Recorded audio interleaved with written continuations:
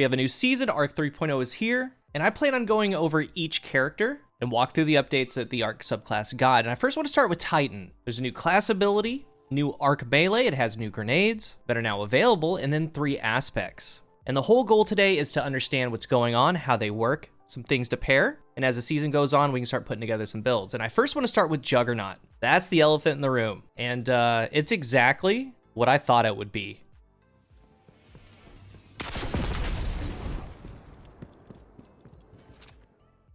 And before we jump into Striker, quick reminder, I am partnered with Apex Gaming PCs. New season, Lightfall is going to be here before we know it. It's a perfect time to get that gaming PC you've been meaning to get. And my PC line has 3 tiers. We have Cool, Cooler, and Coolest. They're customizable, and the base tier for Destiny 2 will do 60 frames on medium settings, 60 to 70 on 1080p monitors. And importantly, what you get with Apex Gaming PCs is a lifetime labor warranty. They ship worldwide, 24/7 customer support, 1-year standard parts replacement warranty, not having to worry about a thing. If you don't have it all up front, that's okay. They offer flexible financing installment plans. There's a link down below right at the top of the description, and don't forget, you can save up to $250 with code CoolGuy. Juggernaut, it gives you 1 fragment slot with full class ability energy, and after sprinting for a short time, you gain a frontal shield that blocks incoming damage. When the frontal shield breaks, your class ability energy is depleted, and while amplified, the shield blocks significantly more damage before breaking. You need to be sprinting for 2 seconds, and then it will activate, and it's going to stay up as long as you're sprinting. The moment that you knee slide, the moment that you stop sprinting, it will go away. And as they say, as long as you're holding W, you can jump, you can freely move. First thing, it is true. It's only in the front, so if you hit a Titan that has the Jug Shield up from behind, it will do full damage. From the front, when the Jug Shield is up, it takes 50 damage to break the shield. So something like a 120 hand cannon will do it in 1 shot. Something like an IS Luna, a 140 hand cannon, it will take 2 shots. But with how this Jug Shield is set up, it's designed to tank pretty much anything. If a singular shot, let's say like a Celestial Nighthawk, were to hit that shield, the Nighthawk will save 50 on the Jug Shield and just break it. If there's something with a lot of bullets like Acreus, it's going to have a little bit of bleed through because there's so many pellets that are doing high damage. It will tank Greaves, it will tank rockets. Once 50 damage is met, it goes away and you start doing full damage. So if you see them coming at a distance, you can chip it down really quick. And that's something to remember when you're going against a Jug Shield or you're playing Jug Shield yourself. If you catch them out in the open or you're caught out in the open, that Jug Shield goes away. It takes away your class ability. So wherever you are, you don't have a thruster. You don't have a barricade. It makes the Titan very vulnerable. It's worth pointing out that you cannot run into a wall to get this going. It has to be in free space for 2 seconds, and then you have that Jug Shield. You can't run into a wall, then go around a corner. Now, there are some funny things I saw, like with Wither Horde. If Wither Horde's on the ground, the Jug Shield can go into it. It does high 40s, not 50 to break it. And what ends up happening is, for whatever reason, it's almost as if it accepted the, quote, full damage from Wither Horde, and the Jug Titan can just run freely inside of it. Kind of weird. And before I move on, I want to talk about a couple things that you can do with the Jug Shield, and a couple things to combat it. Imagine if there's 5-6 Jug Titans just running at you. Something like a 1-2 punch shotgun is worth it, because they're going to tank the shotgun shot, but they're not going to tank the melee. I'll talk about knockout in a moment. It does increased melee damage and has an increased range. So even if they kind of slide by you, you can still get the 1-2 punch shot off. Now a couple of combos with the Jug Shield, like the Antaeus Wards. What you can do is run down an enemy. Since you can't knee slide, you wait for them to take your Jug Shield away. And as you get closer, then you slide with the Reflective Vent. So you have 2 sources to mitigate damage. That's something that you can pair. And then there's something like the MK Stand-Asides. Remember with the Stand-Asides, grant an overshield when you're sprinting at full health with Seismic Strike, Hammer Strike, or Shield Bash. And hits with these abilities recharge a portion of your melee energy. So with Seismic Strike, it does stack. So what you would have to do is completely stop moving, start sprinting. You'll see the Stand-Aside overshield go up, then the Jug Shield will go up, so it'll look full, but they are stacking. So what that means, as you see in the clip, it'll do 50, Jug Shield is still up, 50, Jug Shield is still up, then 26.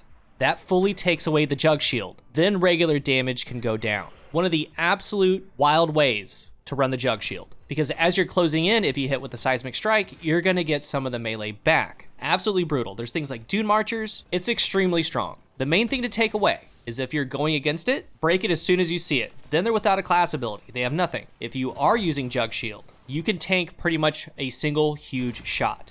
The second part, while amplified, the shield blocks significantly more damage before breaking. Essentially what they did is it still takes 50 damage, but they gave the Jug Shield DR. So instead of doing 50, it does 32, meaning 2 shots from the 120 hand cannon need to land to take it down.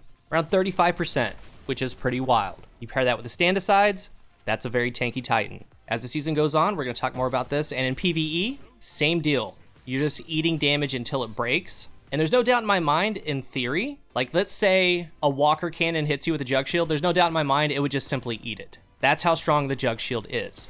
But the point of today is to get a feel for it, what it's doing, some ways to run it, some ways to combat it, things like that. Moving on to the next aspect, Touch of Thunder. And this is crazy, absolutely crazy. It enhances your grenades. Your Flashbang, Pulse, Lightning, Storm Grenade have enhanced functionality.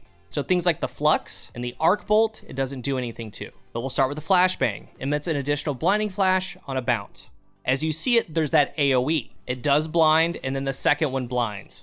So if enemies are in a hallway, you throw this thing down, it blinds on the first one. As they try to get away, it blinds on the second one. So something like Armamentarium, Demolitionist. You can get them blind and then just go in with a Jug Shield. The Pulse Grenade creates ionic traces periodically as it damages targets and increases its damage over time. So the longer they stay in, the more damage that it does. And the Trace, remember, they travel along the ground, come to you, and you get ability energy.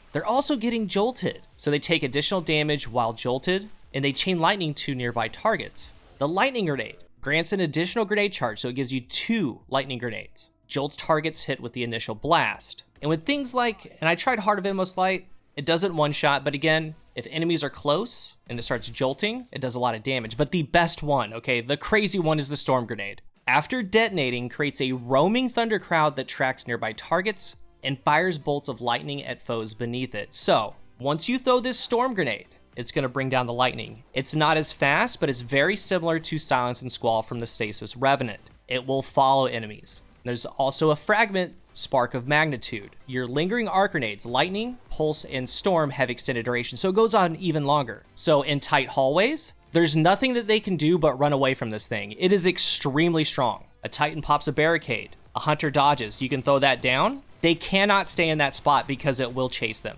They have to move away from it, whether that's towards you or a different location. The Armamentarium Storm Titan is extremely scary. You're seeing a little gameplay of that. Again, today, just we're walking through what everything does.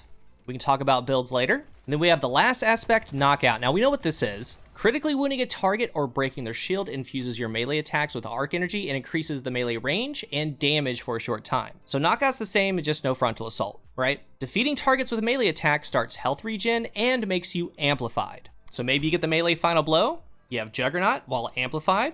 The shield blocks significantly more damage. So Knockout gives you that built-in syntho range, extremely potent, but these aspects work with our new abilities. First, we have Thruster. While grounded, quickly evade in a lateral direction, so it's a base cooldown of 30 seconds. Tier 10 is going to be about every 14 seconds.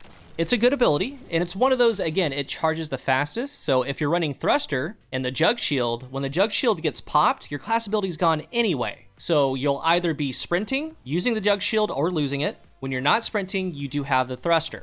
And when the Jug Shield gets broken, this is the fastest cooldown to get it back. It's a little Twilight Garrison, little Hunter dodge. It is a movement to get out of projectiles, and it's a welcomed addition. And then we have the Thunderclap. Again, another interesting one. Hold while grounded, you plant your feet, you begin charging your fists with arc energy. You release it to unleash a devastating blast in front of you, dealing damage that increases depending on how long you held it. So the base melee is about 120, 121 damage. You hold it just for a little bit, it'll go to, let's say, 135, 139. It'll ramp all the way up to a one-shot. And this thing goes out about 16.5 meters. Fully charged will one-shot in the Crucible, and it is directional. As you're charging, you can move left and right, and you can also look up into the air to send the strike up in the air. Now, this charged melee does work with things like the Insurmountable Skull. Kills with the arc melee abilities trigger health regen and restore melee energy. So if you get a one-shot, it's going to give you the melee right back to one-shot again.